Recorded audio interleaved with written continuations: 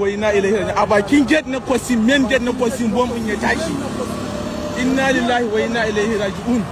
Bakin wajen security, wajen inda ake checkpoint na security. Late evening, bí ọwọ́ ìrọ̀lẹ́, nǹkan kan ṣẹlẹ̀ nílùú Maiduguri. Àwọn agbésùmọ̀mí afẹ̀míṣòfò wọ́n ju bọ́ǹbù sílùú Maiduguri.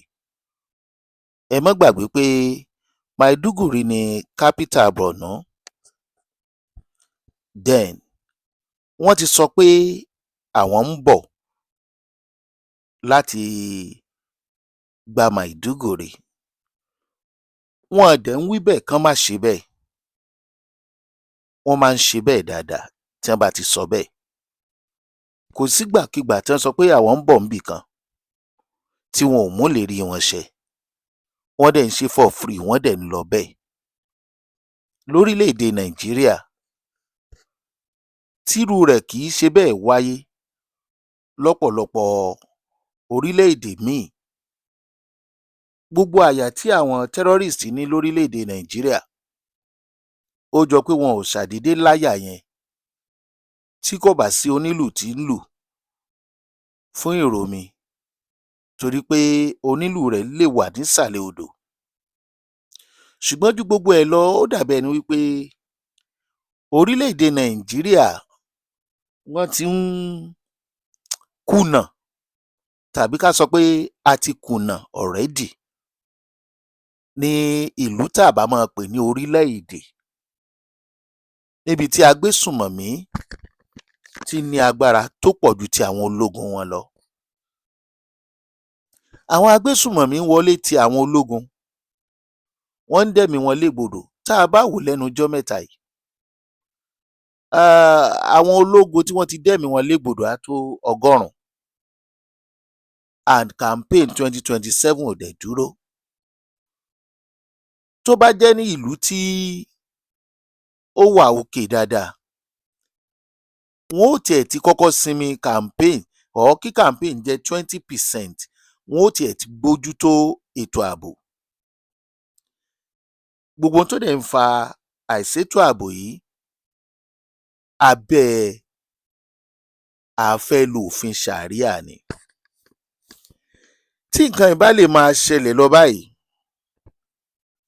tí kò dẹ̀ sí ọ̀nà àbáyọ látọ̀dọ̀ ìjọba, kí ló lè jẹ́ ìgbẹ̀yìn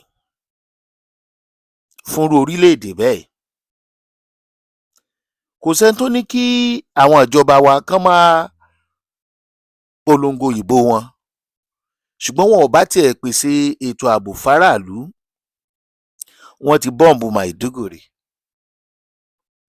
Àwọn Boko Haram, fídíò yẹn lẹ̀ ń wò yẹn. Tẹ́ ẹ bá wò dáadáa, post office àti hospital wà ńbẹ̀. Mi ì mọ̀ bí ìkẹta yẹn, ìwádìí mi ò débẹ̀. Lémi, mo fẹ́ nígbàgbọ́ pé ṣé kì í ṣe pínpín ló lè mú solution wá sọ̀rọ̀ tó wà ńlẹ̀ yìí. Káwọn tó nígbàgbọ́ nínú ṣàríà kán lọ máa ṣe ṣàríà wọn nílùú wọn. Kán má fagídí múni pọ̀, torí pé gbogbo ìfagídí soni pọ̀ yìí, ẹ̀mí àwọn ìran kan ló ń dá légbodò, ó dẹ̀ ti ń pọ̀ ju bó ṣe yẹ lọ. The best solution tí ìjọba ò fẹ́ máa gbọ́, torí wọ́n ní kò sẹ́ni tí ò fẹ́ kí orílẹ̀-èdè ó tú lórí òun. Eléyìí dẹ̀ kọjá kórílẹ̀-èdè tú o. Kóníkálukú mọ báàbù ara ẹ̀, kóníkálukú gbé ẹ̀sìn ẹ̀ dání, kẹ́nikẹ́ni má fi nǹkan kan ní ẹnikẹ́ni lára. Eléyìí ò tíì pọ̀ jù, ṣùgbọ́n àwọn tó ń fẹ̀mí èèyàn ṣòfò ní àwọn ò pín, àwọn ò dẹ̀ fàtúntò, ìjọba ò dẹ̀ rí nǹkan kan ṣe sí i. Bẹ́ẹ̀ bá wá rí nǹkan ṣe sí i, ẹ bọ́ síta, ẹ báwọn èèyàn sọ̀rọ̀. Kí ni nǹkan tẹ́ ẹ ti ṣe, tẹ́ ẹ ti ṣe, tẹ́ ẹ ti ṣe? Ojoojúmọ́ ló ń peléke sí i, ojoojúmọ́ ni ẹ̀jẹ̀ ń sàn. Tá a bá ní ká wo mass burial tó ti ṣẹlẹ̀ ní Middlebelt, Kwara àtàwọn ìlú míì, ìpínlẹ̀ Ondo, látọwọ́ àwọn afẹ̀míṣòfò, tẹ́yin olóṣèlú tá a dẹ̀ rí ipa yín kankan, kì í ṣe kékeré. bá a bá dẹ̀ sọ wọ́n á ní wọ́n Nàìjíríà. Tá a bá rẹ́ni tó nígbàgbọ́ nínú sẹ̀ríà àti jihad nínú ọmọ Yorùbá, kọ́kọ́ lọ bá wọn nígbà tó ń kálukú bá wà láyé ẹ̀, ká lọ́jọ́ máa practice sàríà àwọn lọ́dọ̀ àwọn Boko Haram. Àwọn agbésùmọ̀mí á sọ̀rọ̀ bíi pé kò sí ológun, kò sí agbófinró lórílẹ̀‐èdè, wọ́n á láwọn ń bọ̀, wọ́n á dẹ̀ lọ tí ò sí ní tó fẹ́ ṣẹlẹ̀. Irú orílẹ̀‐èdè wo nìyẹn? Àwọn èèyàn ti ń ní lọ́kàn, ó sì ti ń jọ bí ẹni pé ọ̀rọ̀ yìí lọ́rọ̀ òṣèlú ń nú látọ̀dọ̀ àwọn olóṣèlú pàápàá. Ṣé àwọn tá à ń sọ yìí gan tí wọ́n bá jọmọ Nàìjíríà, ṣé torí ẹ̀sìn ló fi yẹ ká máa gbẹ̀mí ẹni tí wọ́n jọ pè wọ́n ní ọmọ ìyá? Tẹ́ ẹ bá ní wọn ń ṣe Fúlàní Nàìjíríà, kí ló dé tọ́wọ́ ò tẹ̀ wọ́n? Báwo ni wọ́n ṣe wọ orílẹ̀-èdè wa? Ṣé kò sí immigration ni? A ní kẹ́ ẹ fi ojú àwọn tó ń sponsor wọn hàn. Àwọn èèyàn ti ń rò ó allegedly pé ṣé èyí ṣe wípé inú ilé nu nílùú àwọn afẹ̀míṣòfò wà? Dẹ̀n kí lọmọ Nàìjíríà ṣe fún yín? Kí làwọn Kìrìsìtẹ́nì ṣe fún yín? Lóòótọ́ wọ́n ń pa àwọn Mùsùlùmí nígbà tágbára olóṣèlú ìjọba ò ká wọn mọ́. But èyí tí ń pa Kìrìsìtẹ́nì kì í ṣe kékeré. Àwọn tí wọ́n dẹ̀ ń pa àwọn Mùsùlùmí yìí náà nítorí sàríà náà ni, àti torí pé wọ́n fẹ́ gbàlú. Ṣé ẹ̀ka yìí community táwọn Boko Haram tí wọ́n ti gbà? Kí ló dé tó jẹ́ wípé ẹ̀sìn pákánleke làwọn Fúlàní yìí ń ṣe tí ẹni káwọn èèyàn wá fi agídí gba sàríà tí ò tẹ́ wọn lọ́rùn? Ṣé ẹ rò wípé a wà ní abẹ́ ẹ̀tàn àti abẹ́ iná gidigidi lórílẹ̀‐èdè Nàìjíríà? Àjẹ́ndà àwọn èèyàn yìí tí wọ́n fi láwọn ọ̀fẹ́ division á tún sọ. Sultan ti sọrí tó ní Nàìjíríà is an Islamic country. Táàrẹ́ nìkan kan nínú ìjọba kó sọ pé kó má sọ bẹ́ẹ̀ mọ́, yóò dá wàhálà lẹ̀. Bí ẹ ṣe ń pa àwọn èèyàn ní Middle Belt tí wọ́n ń kó wọn lọ sí mọ́ṣúárì, ṣàfẹ́ sọ pé àwọn ìjọba ò rí ni? Kí ni wọ́n jáde, kí ni wọ́n sọ nípa ẹ̀? Àwọn pípù yìí pẹ̀lú àjẹ́ndà wọ́n ń fa orílẹ̀-èdè yìí sẹ́yìn. Bẹ́ẹ̀ sinmi 2027 campaign. Ṣé kò sólógun lórílẹ̀-èdè Nàìjíríà mọ́? Ká gbà pé bóyá Boy Scout àbí brigade làwọn ológun tí wọ́n lọ ká mọ́ barracks. Ṣé kò sí nǹkan ìjà ogun mọ́? Then tó bá wá rí bẹ́ẹ̀, kí ló dé tó jẹ́ pé àwọn ọ̀ràn kan ni wọ́n entitled sí àwọn weapons? Kí ló dé tí jẹ́ kí everybody òun ní láti fi defend ààrẹ? Àwọn darandaran lásán wọ́n ń gbé AK-47 kiri ẹ̀rí gbà lọ́wọ́ wọn. Ẹ dẹ̀ dákẹ́. Ó fẹ́ máa jọ bí ìgbà tí nǹkan míì wà nú ẹ̀ tá a lè sọ. Boníkálukú bá ní weapons ẹ̀. Àwọn terrorist ọmọ ní wọ inú ìlú kan kí gbogbo wọn mọ̀ lọ bẹ́ẹ̀. Wọ́n ti bẹ̀rẹ̀ sí ní bọ́ǹbù báyìí. Ṣé ìjọba ò mọ̀ pé yóò padà débẹ̀?